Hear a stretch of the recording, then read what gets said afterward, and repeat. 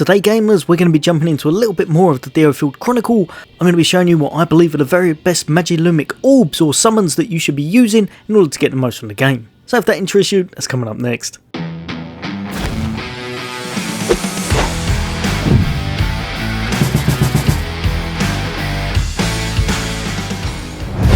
Welcome back everyone, today we're back with some more of the Diofield Chronicle. I've now fully completed the game and I'm going to be giving my opinion on the very best Magilumic Orbs that you should be using. These will help you absolutely massacre your foes and can be a lot of fun while you do it. But which ones are worth using and which ones should you probably leave a little bit alone because they're kind of situational. Now there are 6 Magilumic Orbs that you can acquire throughout your playthrough, some of which can be obtained very early on, such as Bahamut at the very first level, others may take a little while to get hold of. So the ones you can acquire are the first being Bahamut, just here. Next up we've got Goldhorn. After that one you can acquire Fenrir. Just after that you're able to pick up the Salamander. Next up we've got Cull, which I'm not sure if I'm pronouncing right, hopefully. And last but definitely not least, very endgame, you've got Auroboros. So the first one we're going to be going over is going to be Bahamut. This is an absolute beast early game, mid game. The only time it falls off a little bit late game, it's just doesn't kind of seem to hold its own. But up until 3/4 of the game, this can do the business. It really can. It does the highest damage out of pretty much all of them, barring the very last summons you obtain at the end of the game. It's also got quite a few interesting upgrades other than its damage, such as anti-enchanted beast and anti-barricade, which do sometimes help against those enemies, and the fact that it also provides burn.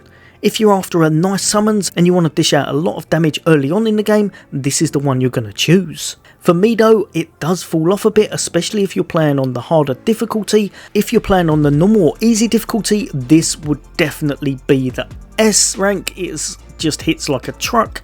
Most people I think will probably be playing on the harder difficulty, or at least on their second playthrough, and as such, because of that, this one's going to jump straight into the A tier because of its fall off. Second one we're going to be looking at is going to be Goldhorn.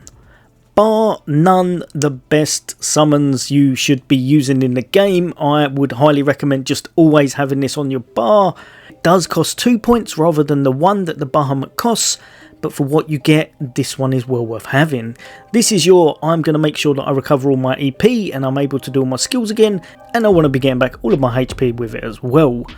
Definitely top tier, probably the best one that everyone should be using, and as such it's going to jump straight up into that S rank. Next up we have Fenrir. This is an awesome summons, it really is. It doesn't do quite as much damage as Bahamut does, but it does come with a nice little status effect of freeze. This one's going to be the one if you're playing on a slightly slower speed, I would say, probably 1.5 or 1, and then you're going to be able to arrange your units a little bit better in order to take advantage of that freeze effect. Also gives weakness, which can be very handy, especially if you're getting hit hard by some of those units. Because of that, this one's going to be chucked again over into that A tier.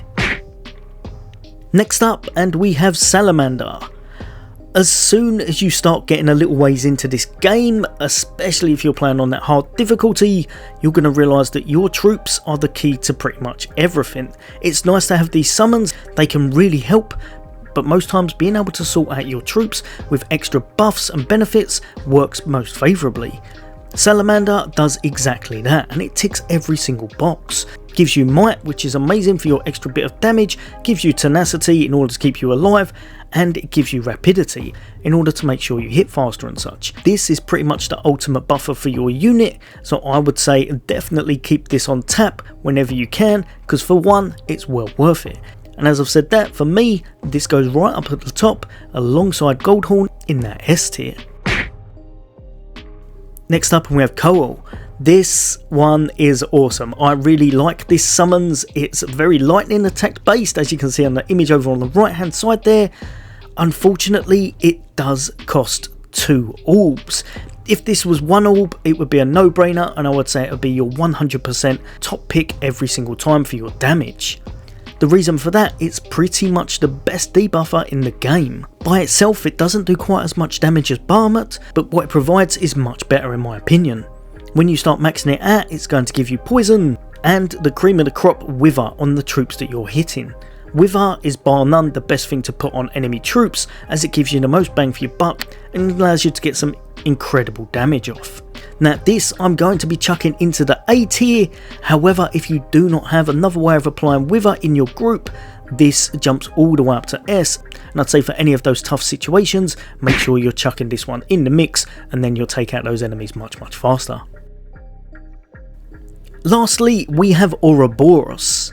This is a crazy summons. I think of this as an I win button, as it pretty much provides everything that you need. When it's fully upgraded, it's going to give your team might, it's going to do the most damage out of all the summons, it's going to give you tenacity, it's also going to give you around about 80% of your cooldown back, you might say all your cooldowns are back, and it's going to give you some HP. It is just crazy good. However, the real big downside to it, it costs 3 points. By the time you've saved up for this, most of the time you can do it once, maybe twice in a battle, so you do have to very much pick and choose when to use it. Also, it misses out on a few of the key things.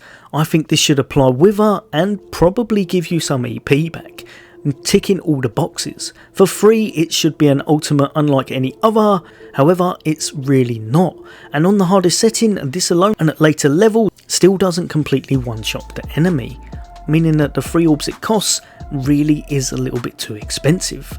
For the ultimate late game summons, I would say it's a little bit niche, because if you go on to New Game Plus, a lot of stuff is going to take everything out anyway, meaning this will be overkill, and at late game, this won't be able to take out the toughest things in one hit.